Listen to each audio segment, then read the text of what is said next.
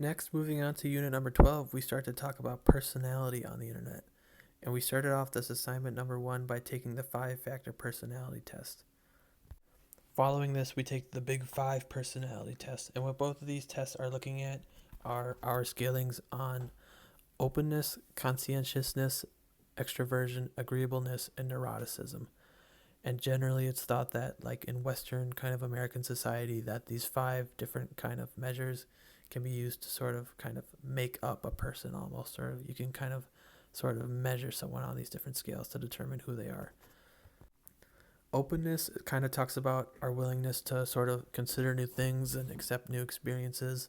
Conscientiousness refers to sort of our kind of politeness or our regards of others, or kind of our tendency to like think about like how we act before we do it, in a sense. And then extroversion is pretty self-explanatory. It's just whether or not a person is more outgoing or more like introverted. Agreeableness kind of also plays into that. It's the idea of like sort of like how well liked you are, or how well you work with others. You know, if you rank high on agreeableness, you're someone that other people like to get along with, and other people just sort of kind of have an easy time with you. And then neuroticism is the idea of how emotional you get. So if you rank high in neuroticism, then that would mean that you're someone who maybe gets super happily easy or gets kind of sad easily. And if you're someone who ranks low on neuroticism, it might mean that that you don't show as much emotion, generally speaking. Next, though, we read a few articles. The first was Kendra Cherry's article from About.com titled The Big 5 Personality Dimensions, 5 Major Factors of Personality.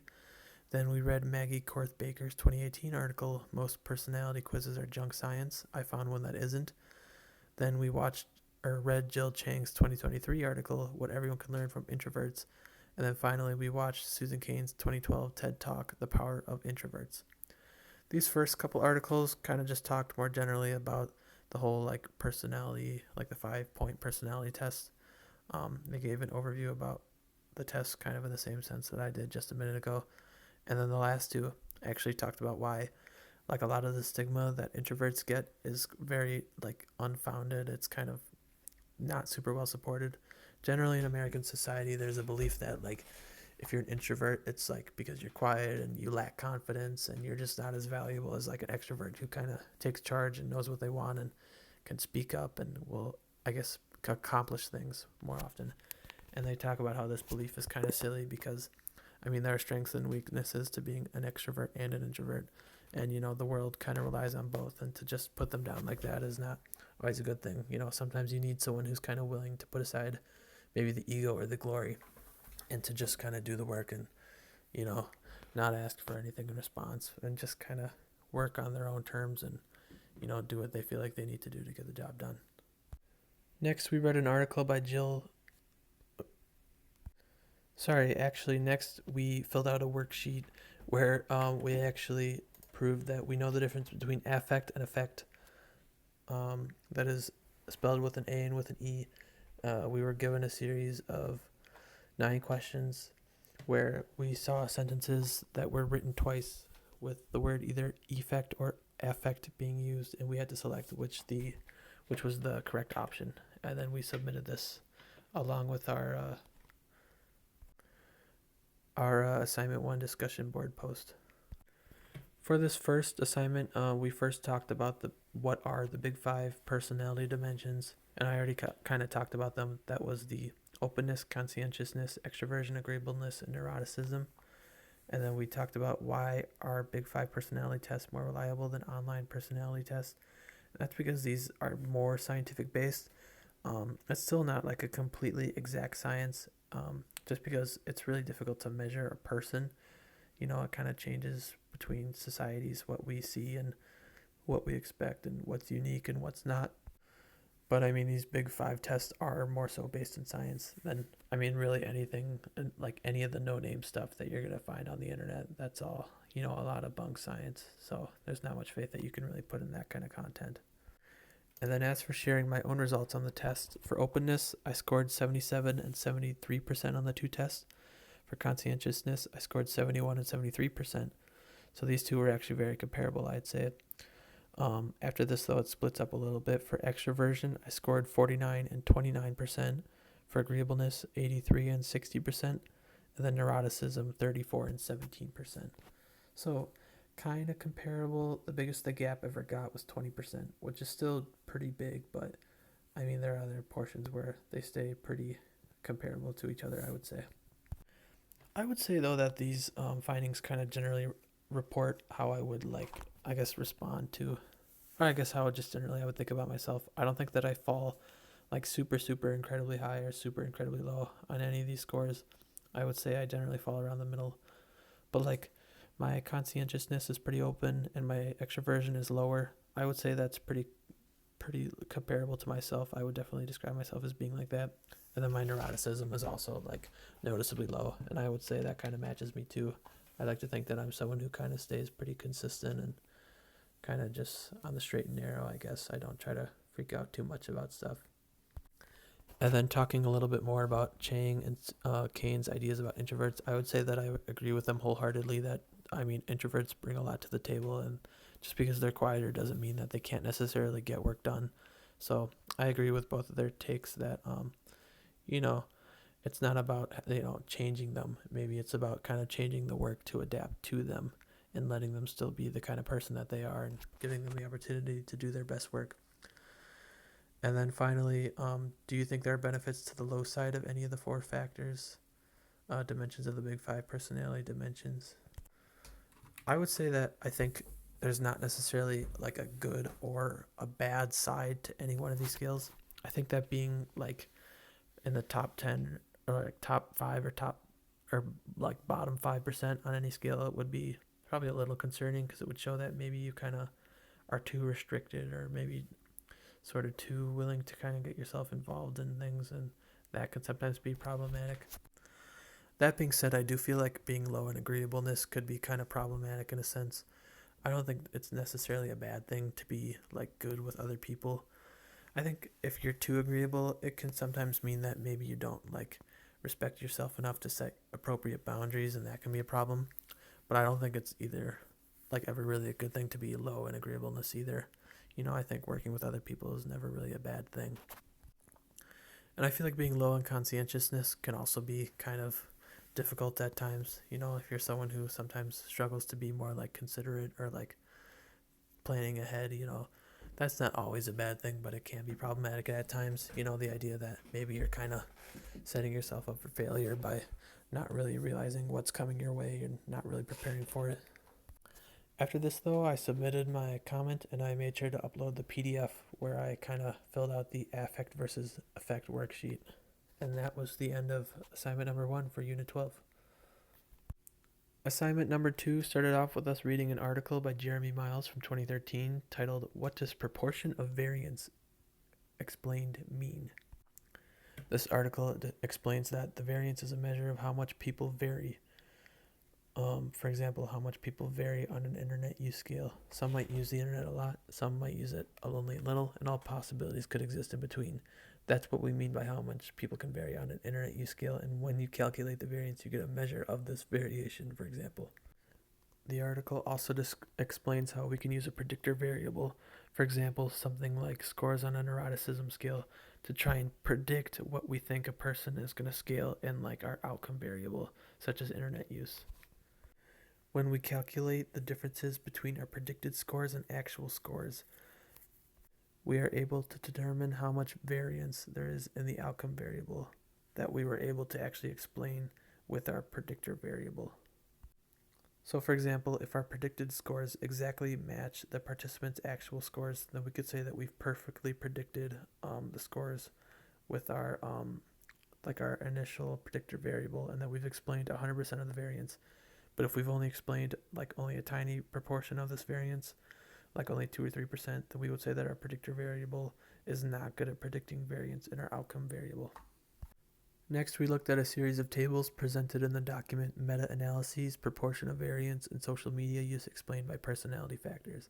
This document summarizes the results of 4 major meta-analyses, each of which examined how much variance in social media use can be explained by personality factors, such as the 5 we've picked out before. Combined, the 4 meta-analyses describe data from over 500 independent samples and nearly 100,000 research participants. The studies included in the meta-analysis examined personality as classified by the Big Five factor classification. These tables report the proportion of variance in a social media activity accounted for by a personality factor. So, for example, if a table lists the personality factor of openness and the table shows 0% for hours per day on social media, then we can look at that and say that 0% of the variability in how many hours per day that people spend on social media can be accounted for by a person's like openness ranking. And generally, we can say that anything less than about 7 or 8% is very small and not like a meaningful kind of prediction. And what we can see across all these different boxes that talk about, hours per day on social media or per week or the amount of social media use is that the 5 different personality traits are never shown to have any kind of significant like predictability for relation to actual usage of social media. But what they did find was that time spent online or time spent on social media was shown to have like kind of a weak but still present predictability on like problematic social media use. Next, we read an excerpt from Andy Kroll's 2018 article, Cloak and Data, the real story behind Cambridge Analytica's rise and fall. Then for this assignment, we had to explain in our own words what we believe proportion of variance to be. And I already kind of glossed over this, but basically, I think of proportion of variance as a way to measure how much one variable, the predictor variable, can be used to predict the outcome in relation to another variable, the outcome variable. And then I also talked about what we saw in the tables from the meta-analyses proportion of variance in social media use explained by personality factors document, and how like different kind of personality factors didn't really do much to predict how much people actually like used social media at all. And then finally, for the last little bit of the post, we talked about the Cambridge Analytica story. And basically the idea behind Cambridge was that they claimed to possess detailed profiles on 230 million American voters based on up to 5,000 data points, everything from where they live to whether they own a car, shopping habits, voting records, medications that we take, and all that kind of stuff. And the idea was that they could kind of use all this data to form like sort of a view, like an idea of what this person is like and how they would vote. And they then tried to sell this data to basically different political groups so that they could kind of use it to sort of sway voters and know like where they should go to sway voters and like how to kind of change like their, I guess, like speeches and slogans and all that kind of stuff. It was this big thing where they were just trying to make money, but ultimately it was found that their claims were pretty unfounded because a lot of the claims that they were making were just kind of like outlandish, like that you could look at just a bunch of personality points and just know what a person is like and know like what their political affiliation was. That was not really based on good science, and eventually as like elections went on and time went on, this company just kind of fell apart because they didn't really have any way to sell this stuff because no one was really willing to buy that it was actually like good science or that it was all that effective.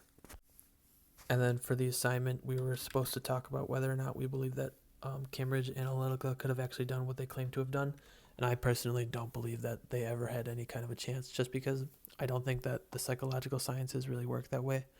At least not yet. I don't think we're at a point where you can like sum up a person and know them just based on like data points. So I don't think it's easy enough to like kind of talk about like their political affiliation and like how to work with them and how to change them. But that was everything for assignment 2 otherwise. Moving on to assignment number 3, we're actually going to go back to assignment number 1 and read all the other posts that have been written by other members of my section. Starting off, I made a comment on Lucas's post because I noticed that our personality scores were quite similar. I made sure to comment because I just wanted to talk about how even though our scores were pretty comparable, the only thing that really differed all that much was our extroversion, as his was a bit higher than mine and his agreeableness was a bit lower than mine. But outside of that, we were very comparable. I started off by complimenting him on his consideration of the articles by Chang and Kane and how they related to the usefulness of introverts. I thought that he did a pretty good job of explaining that introverts and extroverts are not necessarily better or worse than the other. They're just two different groups of people with their own strengths and weaknesses, kind of as I said earlier. And because the two groups are so different from each other, it can be tempting to compare them. But ultimately, they are their own things and they have to be evaluated as such. They're not like apples and oranges, Or I should say they are apples and oranges. They can't be compared so easily. And then I also just wanted to comment on his overall comparison of the results of his actual self. He said that he found the results to be comparable. He thought that he did a good job of representing him. And I thought that was interesting because I felt the same way, actually. I thought that for the most part, my results did a good job of sort of explaining myself and reading me. And it was just kind of comforting to see that I guess someone else felt the same way. Next, I went on to comment on Taylor's post, and this was because I thought that her personality scores were actually quite a bit different from mine. My openness was a bit higher, my conscientiousness was also a bit higher, but her extroversion was a bit higher than mine. I would say that the variability in her scores also seemed to be different, as the numbers that she got seemed to be a lot more kind of varied and spaced out, whereas mine were generally more concise. And then I wanted to compliment her on the last paragraph of her post, where she talks about why it might be valuable to score low on different parts of the scale. I know that in our own society, anytime we talk about scoring, we kind of see higher numbers as a good thing, but I mean, Taylor does a good job of explaining how, like, you know, scale, like, for example, how, like, scoring lower on extroversion could be a good thing, or not necessarily even a good thing, but just not a bad thing. You know, there's nothing wrong with being extroverted or introverted, and she does a good job of kind of going over these differences between the average test and these personality tests and explaining why they are the way they are and, you know, what those differences kind of mean. And then I thought that she also did a good job of just talking about introverts generally. You know, she connected it pretty well to just daily living. You know, the way that she used the article and the video as kind of a source to explain how, you know, introverts are people too, and they have their own ways of doing things. And, you know, we see them beyond just the page, we see them in real life. So, you know, just the way she kind of considers the group and talks about them, I thought was pretty cool. But otherwise, that was everything that I had for assignment number 3. Going on to assignment number 4, right away we're going to jump into a lecture video from the professor titled On Selfies. This is another kind of just fun lecture where she talks about, like, the history of selfies and how they've kind of, like, not necessarily even become more common. Well, I mean, they have become more common, but it's not like they're something that was necessarily invented in recent times. I mean, she gives plenty of examples about historically, you know, like when the cameras were even first being invented, of like groups of people or just individuals standing together to like pose in front of a mirror to take pictures of themselves. And I like this lecture video because it's just kind of fun, and like it shows like how historically humans have always kind of been interested in like using cameras to take pictures of like anything, even like themselves, you know, even back when it wasn't like super popular to do so. Then we were tasked with choosing one of the given questions and completing the associated activities. I decided to answer the question of who owns the copyright to a monkey selfie. I ended up reading an article by Kravitz from 2015 titled "Will the Real Monkey Who Snapped Those Famous Selfies Please Stand Up?" and another article from 2016 by the same author titled "Judge Says Monkeys Cannot Own Copyright to Famous Selfies." I then read Thanawala's 2018 article, "Lawsuit Settled Over Rights to Monkey Selfie Photo." And basically the gist of this moment was that a photographer was kind of out in like the forest, and they were taking photos of different like creatures, and eventually a monkey actually went up and like took one of his cameras and then took a pictures of himself. And then after a while he kind of abandoned the camera and left it behind. And then the photographer went on to upload these photos onto the internet, and they actually kind of became kind of famous after people learned about like the backstory of like this monkey taking pictures of itself. But the animal organization PETA actually stood up for this monkey because they didn't like the idea that like it's kind of being used almost as a means of entertainment without like any kind of credit being given or any of the funds that were raised like after the photographer like started selling this picture and using this picture.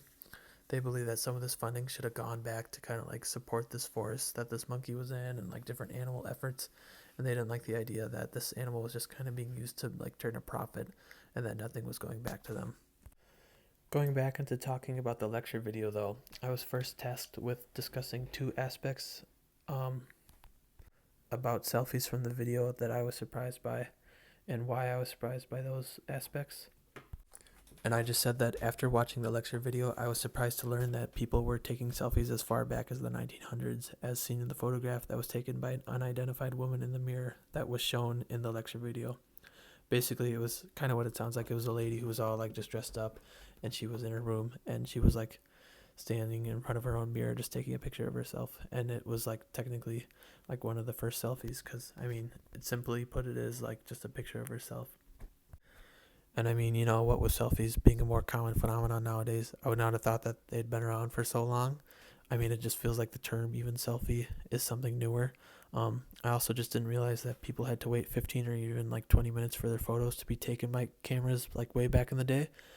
I always knew that the wait was like longer, but I didn't realize that it was as long as like 15 or 20 minutes.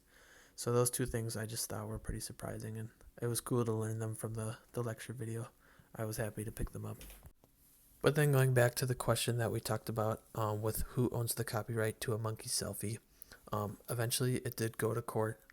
PETA had lawyers that took it to court, and then the original photographer also kind of just matched them. And eventually the judge decided that it was kind of a ridiculous case, and that like a monkey doesn't really inherently have many rights at all, especially now when it comes to like intellectual property or like kind of their own like sort of identity. So I mean, the case kind of got thrown out almost immediately, because it was almost silly to think that like a monkey might have the kind of rights that like a human would have. But PETA was still, I mean, they didn't get nothing out of it. They were able to kind of get some publicity and get people talking about the idea of like, if these funds should go back to, the forest or whatever that this monkey's coming from. But no, they still lost the court case. So ultimately the answer to who owns the copyright to a monkey selfie is, I guess, really the person who takes the photos, or the photographer who owns the camera, I guess, in this case. But yeah, specifically, it was Kravitz's article that didn't take the idea very seriously at all, calling the lawsuit bizarre. It also mentions that the U.S. Copyright Office states that a monkey's selfies cannot be copyrighted. The following articles from Kravitz and Thanawala are quite similar, as they both largely dismiss the idea as silly, again, as animals and humans possess different rights, and a monkey can't really protect its image, and a human can't really do it for them either, as there's no kind of like legal precedent there. And then finally, we were supposed to explain why we kind of tackled this question in the first place, what we found interesting about it. And the reason that I decided to answer this question is because, I mean, initially, I saw talk of like monkeys and copyrights, and I just thought it was interesting. But once I actually looked at the picture of the monkey, I realized that I had seen it before. It was like a picture that I've like seen and laughed at and like sent to my friends. So it was kind of actually really cool to get like a backstory for it and realize that like there was history, and that totally got me hooked, and then I just wanted to learn more about it. But otherwise, that was everything that I had to say about assignment number 4. For assignment number 5, we were again meeting with our online chat group, and then prior to meeting, we read a few definitions of the term humble brag. I have those pulled up now. A couple definitions from Urban. When you usually consciously try to get away with bragging about yourself by couching it in a phony show of humility, or subtly letting others know about how fantastic your life is while undercutting it with a bit of self-efficacy, humor, or woe is me gloss. Basically, is the idea is that you're talking about yourself in a way where you're kind of bragging about yourself and like showing off how great you are, and you give this kind of false showing of like humbleness too. I mean, that's why it's named that, but you kind of try to cover it up by making it seem like what you did was great, but also not that great at the same time, and ultimately it just kind of comes off as insincere. And then we read the abstract, skimmed the introduction, and read a little bit more of a paper by Caesar, Gina, and Norton from 2017 titled Humble Bragging, a Distinct and Ineffective Self-Presentation Strategy. This article was actually split up 3 different ways amongst our chat group so that we could talk about different findings from it. Because my last name came last alphabetically in our group, I read pages 24 to 26 that talked about study number 2, and pages 39 to 44, which talked about study number 4. We were also all tasked with reading closely the first page of the discussion on 44 and skimming the rest of the discussion as well. Then once it came to starting the actual chat group, we all talked about humble bragging. We all defined it. We all talked about whether or not we'd experienced it before. We said that we definitely had. I think we all know people in our own lives who sometimes will talk about themselves just enough that it gets to be annoying. We also all talked about like where we've seen it before. Like we know that sometimes we do it in job interviews, and we've talked about how sometimes like when you're meeting people for the first time, like they can kind of be like over bubbly and like very talkative, and it's just kind of a way of like asserting yourself in a sense. And generally, we also talked about how when we do hear people like humble bragging, it's not always a big deal. Like we don't mind it that much. Sometimes if it happens a lot, or if like the person who's doing it can be kind of a person we don't like as much, then it becomes more unbearable. But generally, it's not the worst thing ever. So we then went on to discuss the purpose of the paper, and we determined that the purpose of the paper was kind of just to say like how humble bragging is less effective than straightforward bragging, and humble bragging doesn't confer the benefits of like coming off as being humble or of actually like bragging about yourself. Instead, it kind of creates this fold where it makes you seem like an insincere person, and it kind of just backfires altogether because it generally leads to people like looking at you less favorably altogether. We all then went on to talk about the specific findings and like methodologies of our own little portions that we were assigned to read. So I went on to talk about study number 2, and I talked about how in the second study they compared humble bragging to normal bragging. They had a Confederate ask people in a coffee shop to sign a petition, but before they did, they talked about a summer internship that they had achieved, or like that they had kind of applied for and recently obtained. They either bragged about it directly or humble bragged by talking about how they were stressed about making travel plans for the trip. What they found was that more people signed the petition when they only bragged, indicating that people who want to come off as like kind of being like, I guess just wanting to earn praise shouldn't try to humble brag at all. They should just brag directly, because then they'll be more likely to kind of come off as like more likable. And then next, for the fourth part of the study, basically they told participants that they would need to either gain sympathy from people or try to come off as competent to them. And then they gave them the option to actually either brag, complain, or humble brag to these people. And what they found was that most people decided to complain and brag respectively. They wanted to complain when they thought they would gain sympathy, and to come off as competent, they decided to brag. Although in both instances, humble bragging was the second most common response, but what they found was that humble bragging was actually never seen to be very effective against like those who read like these kind of behaviors. The people who read them and rated them didn't have much sympathy for the speaker, and they also didn't think that they came off as very competent at all. And this could also kind of feed back into what we saw earlier, and that if you're wanting people to either like you or to respect you, humble bragging is never really the best option. You're better off just kind of dedicating yourself to one or the other, because otherwise it's just going to seem like you're like an insincere like person, and it's just going to be hard to get your point across, really. Finally, as a group, we came together to discuss and decide what we would tell like a close friend the next time they humble bragged about like anything, and what the possible or I guess likely effects of that humble bragging was. And we just honestly decided to keep it simple. We said that like research has shown that like humble bragging is not effective for anything really. If you want one thing or the other, you should kind of pick the appropriate behavior, but humble bragging is never going to be your best option. It's never even really going to be a good option, so there's really no point in doing it. It may seem intuitively like it's working, but it's really not. But otherwise, that was the end of the group chat, so we said our goodbyes and we assigned our responsibilities, and then we picked a time for our next group meet. Otherwise, though, this was the end of assignment number 5. Moving on to assignment number 6, right away we had our Unit 12 course review sheet, and right away we were being asked to identify the 5 factors in the big 5-factor personality test. And again, this was just openness, conscientiousness, extroversion, agreeableness, and neuroticism. And then it asked us to explain what proportion of variance explained means, and describe how little of the variance in internet activities is explained by personality factors. I responded by saying that proportion of variance is meant to be used as a measure of how much one variable, the predictor variable, can be used to predict the outcome in relation to another variable, the outcome variable. And then I followed up by saying that a person's big 5 personality traits don't do a good job of predicting a person's internet-related habits, such as time spent daily on social media or their problematic use of social media. The percentage found was usually below 8%, which meant that it wasn't very significant and didn't really predict much at all. In fact, in many instances, the Big Five weren't able to predict anything at all, as 0% of variance was actually found, which is honestly pretty pitiable, because it just shows that there's like no correlation whatsoever. And then finally, I listed 4 famous selfies made prior to the internet. The first was George Harrison of the Taj Mahal in 1966. I'm actually a pretty big Beatles fan. I love a lot of their stuff, and I like George Harrison too, so seeing that was really cool. Next was Buzz Aldrin in space, 1966. Hunter Thomas in San Juan, Puerto Rico, 1960. And then finally, Jackie Kennedy in a mirror in 1954. But this was the end of the course review for Unit 12. Then it was just a matter of making more progress on like the term project. So doing more of the journaling, doing more of the podcast work, but getting it all together, and then writing a summary about the medium I've chosen, the work I've done, and what kind of project I want to do, and getting all that put together, and then submitting it finally for the Unit 12 assignment number 6 portion. But otherwise, that was everything for Unit 12.